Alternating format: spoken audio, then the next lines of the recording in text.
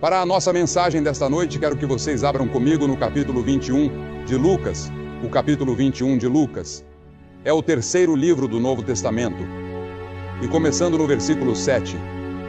E perguntaram-lhe dizendo: Mestre, mas quando serão estas coisas? E que sinal haverá quando estas coisas estiverem para acontecer? E ele disse: Acautelai-vos, para que não sejais enganados, porque muitos virão em meu nome, dizendo: Eu sou o Cristo, e o tempo está próximo. Não vades, pois, após eles. Mas quando ouvirdes de guerras e tumultos, não vos assusteis. Porque é necessário que isso aconteça primeiro, mas o fim não será logo. Então disse-lhes: Levantar-se-á nação contra nação, e reino contra reino, e haverá grandes terremotos em vários lugares, e fomes e pestes. Haverá também coisas espantosas e grandes sinais do céu. Mas antes de todas estas coisas, lançarão as mãos sobre vós, e vos perseguirão, entregando-vos às sinagogas e às prisões, conduzindo-vos à presença de reis e governadores, por causa do meu nome. Os discípulos haviam perguntado: Quando será o fim do mundo?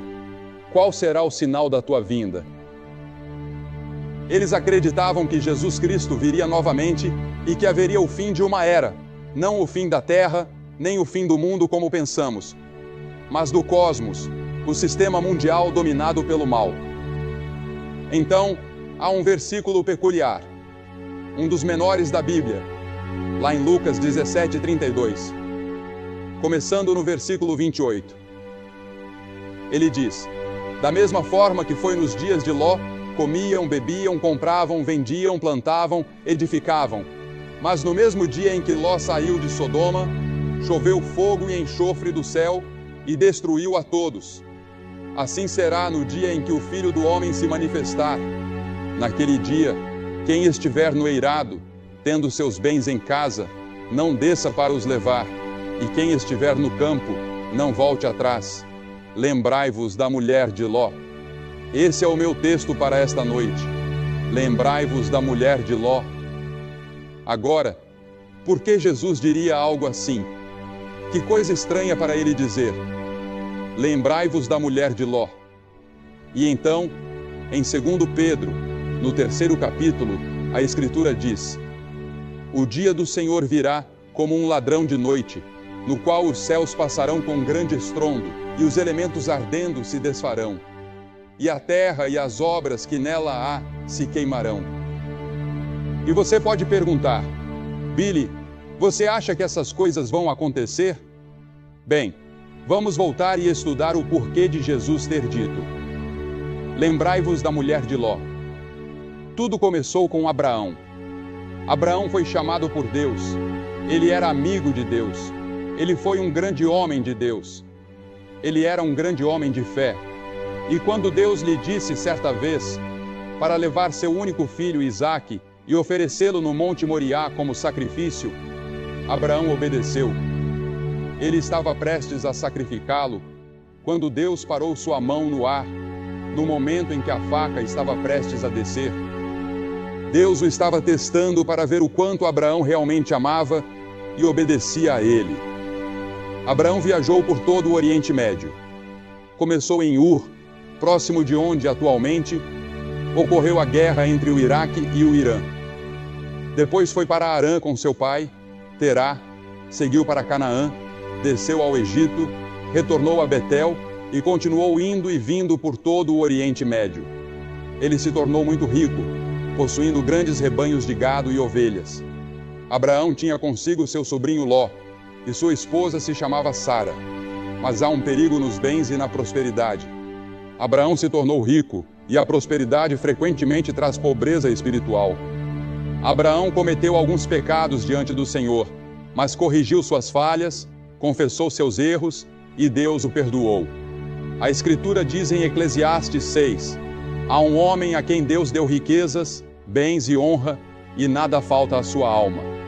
E Jesus disse: é mais fácil um camelo passar pelo fundo de uma agulha do que um rico entrar no reino dos céus. Agora, quem são os ricos? As pessoas que vivem na Europa, na América, no Reino Unido, na Irlanda ou nessa parte do mundo são consideradas ricas, se comparadas com os padrões de muitos outros países. Mesmo que tenhamos roupas para vestir e sapatos para calçar, já somos considerados ricos. E Jesus disse que será muito difícil para uma pessoa rica entrar no céu. Por quê? Por causa de todas as tentações e perigos que a riqueza traz. Agora, Ló também se tornou rico. Abraão era rico, e Ló também. Eles decidiram se separar porque seus servos estavam brigando entre si. Abraão disse: Ló, se você quiser ir para a direita, vá, eu irei para a esquerda. Se você quiser ir para a esquerda, eu irei para a direita. Você escolhe. Então, Ló olhou para o vale e viu as bem irrigadas planícies do Jordão. Ele também viu Sodoma, e sua esposa e família provavelmente o incentivaram. Então ele escolheu ir para Sodoma. Sodoma, uma cidade perversa. Imagine tudo o que vem à sua mente quando você pensa em Wall Street, Las Vegas, Soho em Londres, a Reeperbahn em Hamburgo, ou o bairro da Luz Vermelha de Amsterdã. Reúna tudo isso em uma só imagem, e você terá o que Sodoma era naquela época.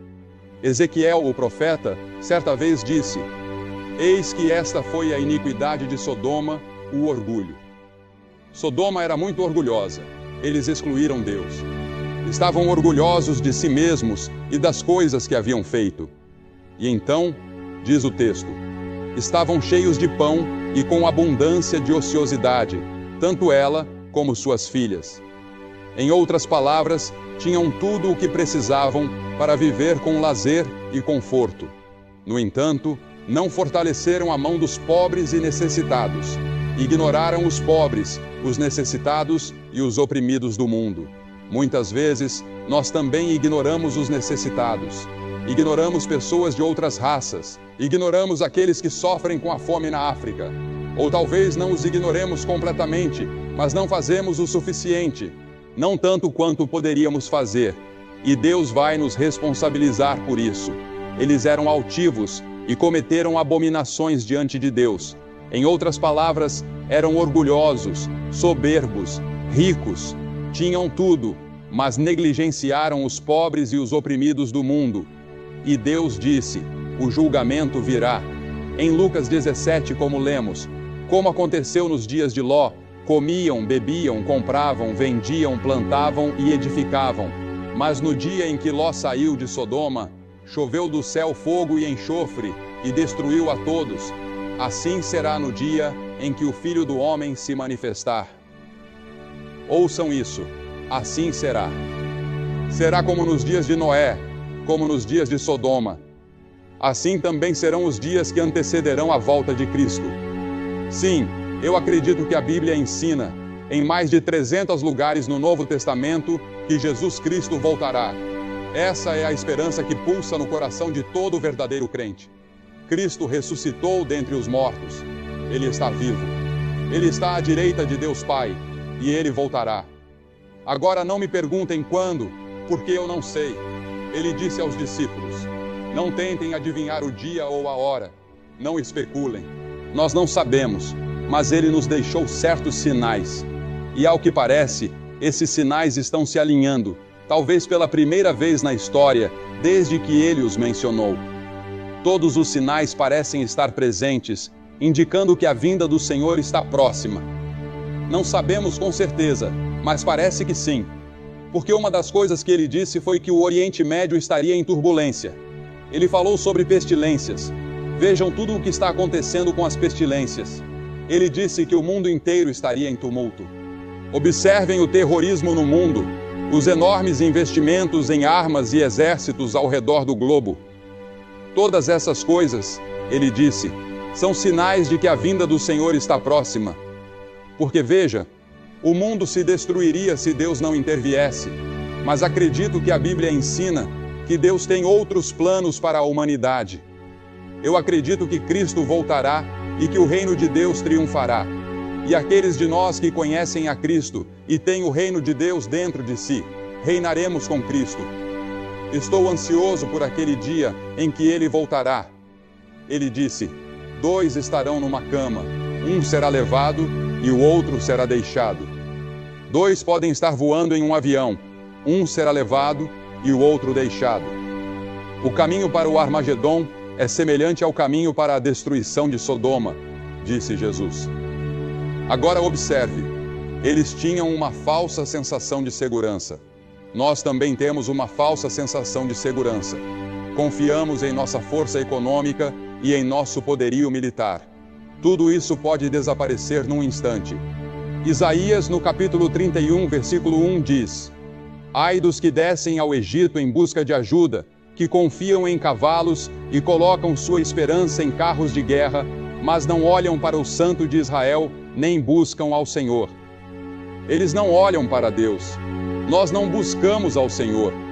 Confiamos em outras coisas, em nossos dólares e libras, em nosso poder militar. Mas essas coisas não nos salvarão. Precisamos de Deus. Precisamos buscar ao Senhor. É isso que Isaías estava dizendo. Além da falsa sensação de segurança, eles estavam envolvidos em prazeres pecaminosos. Haviam se tornado insaciáveis. Nós também somos assim. E a Bíblia adverte: o triunfo dos ímpios é curto, e a alegria do hipócrita dura apenas um momento. É apenas um momento no tempo. A Bíblia diz em Provérbios 14: há caminho que parece certo ao homem, mas no final conduz à morte. Parece certo seguir por esse caminho, mas o fim é a morte. Deus diz: até mesmo no riso, o coração sente dor, e a alegria pode terminar em tristeza. Mesmo quando você ri, às vezes não sente tristeza? E quando você lê os jornais ou assiste ao noticiário, com todos os assassinatos e atrocidades que estão acontecendo, você se pergunta: como isso pode estar acontecendo? A Escritura diz que o povo de Sodoma estava ocupado demais para Deus. Estavam ocupados demais ganhando a vida e desfrutando seus prazeres para dedicar algum tempo a Deus. E assim somos nós. Não damos a Deus o primeiro lugar em nossas vidas. Deus não exige de nós um sistema legalista, mas Ele exige o primeiro lugar em nossas vidas. Ele quer ser o Senhor que se assenta no trono do seu coração, que controla e governa a sua vida. E foi por isso que Ele enviou seu Filho, Jesus Cristo, para morrer na cruz e derramar seu sangue, para que os nossos pecados fossem perdoados. Porque veja, o problema do mundo hoje pode ser resumido em uma palavra: pecado. E a Bíblia diz: todos pecaram e estão destituídos da glória de Deus. Somos todos pecadores. Nascemos no pecado. Somos pecadores por escolha e pecadores por prática. E esse pecado nos separa de Deus, de modo que não temos um senso de realização. Não conhecemos o propósito e o significado de nossas vidas. Você pode buscar prazeres e diversões, mas eles não satisfazem. Algo lá no fundo clama por algo mais. Esses prazeres não resolvem o problema do seu lar. Não resolvem o problema do desemprego. Algo está fora de equilíbrio. Algo está errado. Eles também eram culpados de idolatria. Idolatria. Esse é o pecado que Deus mais odeia. É também o pecado do mundo ocidental hoje. Na verdade, é o pecado do mundo inteiro. Romanos 1:25 diz: trocaram a verdade de Deus pela mentira, e adoraram e serviram coisas criadas em lugar do Criador. Qualquer coisa em sua vida que ocupe o lugar de Deus, torna-se o seu Deus. Qualquer coisa que domine seus pensamentos e tome mais do seu tempo do que o Deus vivo, torna-se o seu Deus. Além disso, eles também eram culpados de perversão sexual. Uma das últimas direções que uma nação toma antes do julgamento costuma ser essa. Geralmente encontrada em sociedades abastadas. Não relações sexuais normais, mas perversões de vários tipos. Tentativas de encontrar novas maneiras de obter prazer através do sexo. Isso se torna uma ocupação em tempo integral para muitas pessoas. Basta ir a uma banca de revistas hoje e você verá uma infinidade de publicações dedicadas a isso, tentando encontrar algum novo ângulo, alguma nova abordagem. Agora, no meio de tudo isso, em Sodoma, vivia Ló. Ele havia escolhido Sodoma como seu lar, e as Escrituras dizem que ele era infeliz e estava atormentado. O problema de Ló era que ele tinha um pé no reino de Deus e o outro pé num mundo pecaminoso. Ele estava preso entre os dois. Ele não era feliz no mundo pecaminoso. e também não era feliz no reino de Deus. E muitos de vocês são assim. Vocês frequentam a igreja, são membros de uma igreja, acreditam em Deus com a cabeça.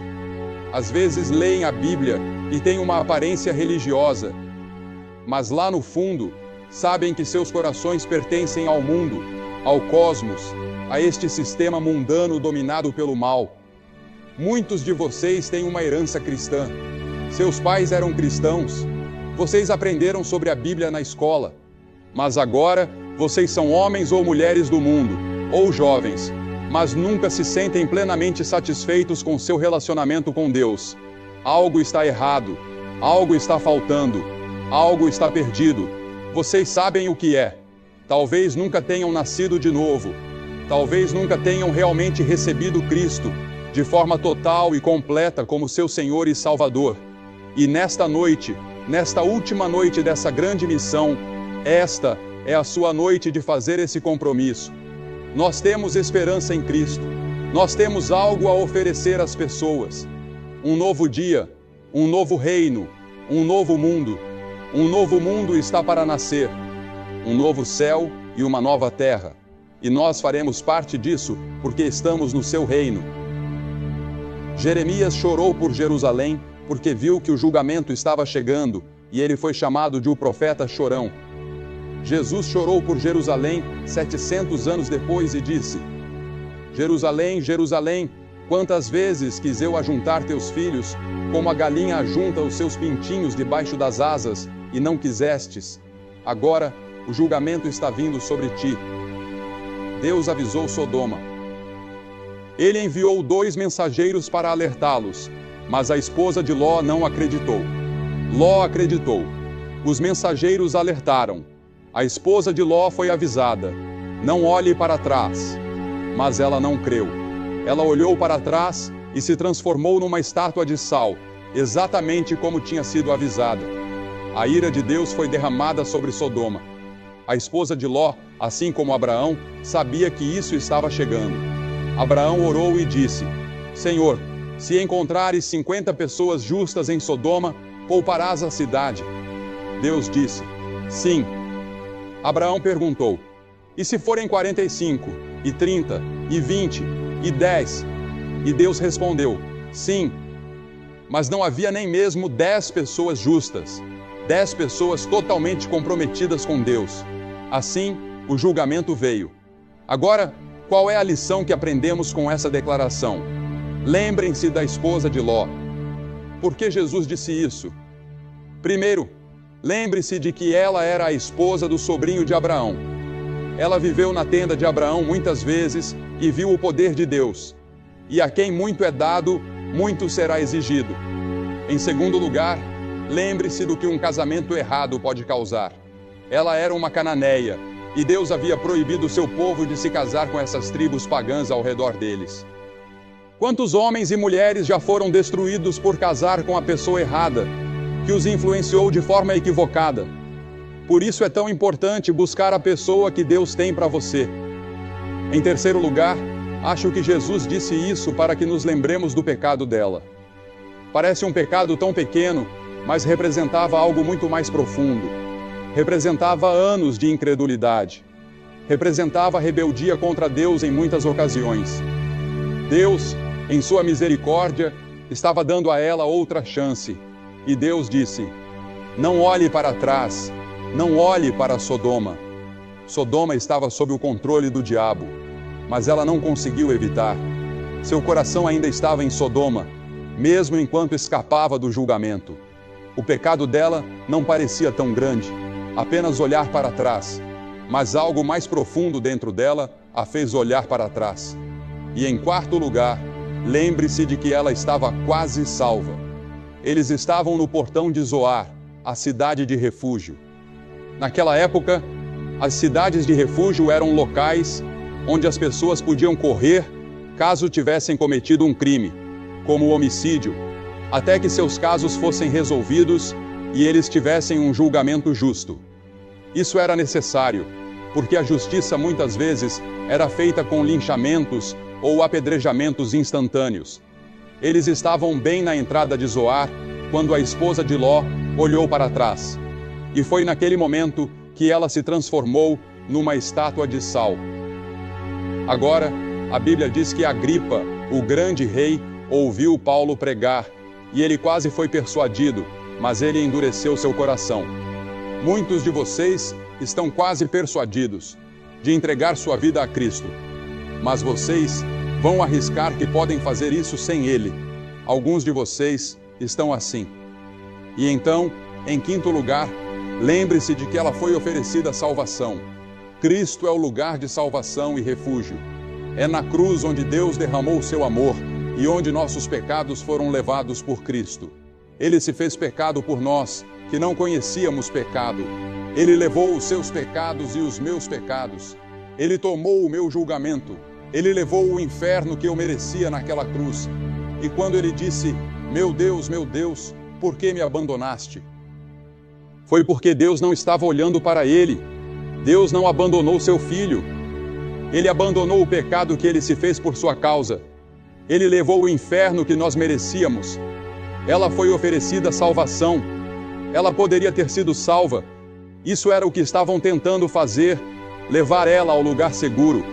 E então, em sexto lugar, lembre-se de que Deus nunca julga sem avisar. Ele sempre avisa. Tivemos uma inundação, alguns anos atrás, nos Estados Unidos, que matou centenas de pessoas em Johnstown, na Pensilvânia, e eles foram de um lado para o outro no vale, avisando as pessoas de que a barragem tinha uma rachadura e que poderia quebrar a qualquer momento e pedindo para evacuarem. Mas as pessoas não evacuaram. A barragem quebrou uma noite e dezenas de pessoas perderam suas vidas. Mas eles haviam sido avisados. E então, em sétimo lugar, lembre-se de que quando Deus avisa, há perigo em adiar.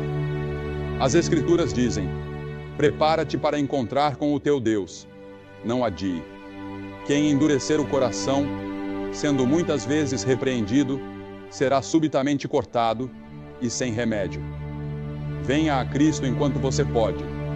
Agora é o tempo aceito. Hoje é o dia da salvação.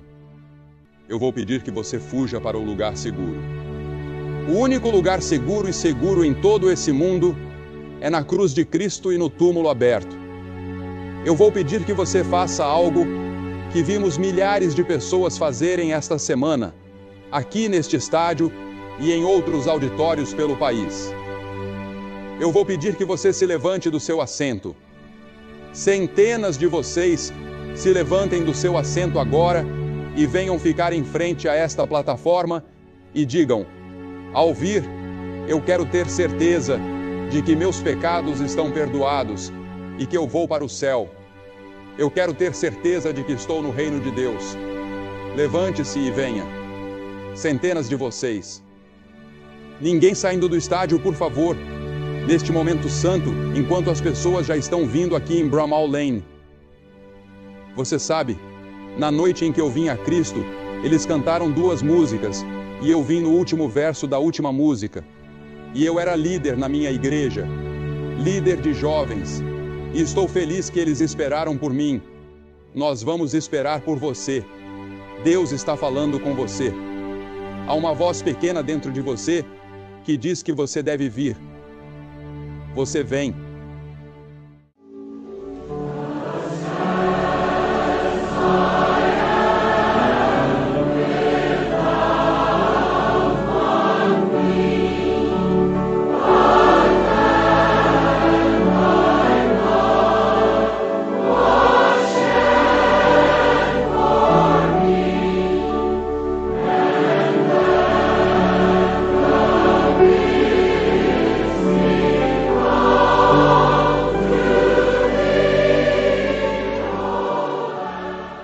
Você que está assistindo em outras partes do mundo, levante-se e muitas pessoas se ajoelham ao lado de seus televisores e fazem seus compromissos. Alguns fazem seu compromisso deitados na cama. Onde quer que você esteja, pode ser em um bar. Recebemos tantas cartas de pessoas que assistem à televisão em um bar e fazem seu compromisso. Ou em um quarto de hotel. Se você estiver nos Estados Unidos ou no Canadá, pegue o telefone e ligue para o número na tela da sua televisão e faça esse tremendo compromisso com Cristo. Não deixe essa noite passar sem fazer o seu compromisso. Nós vamos esperar por você de todos os lugares, há muito tempo. Levante-se e venha. Esta é a maior decisão que você tomará em toda a sua vida.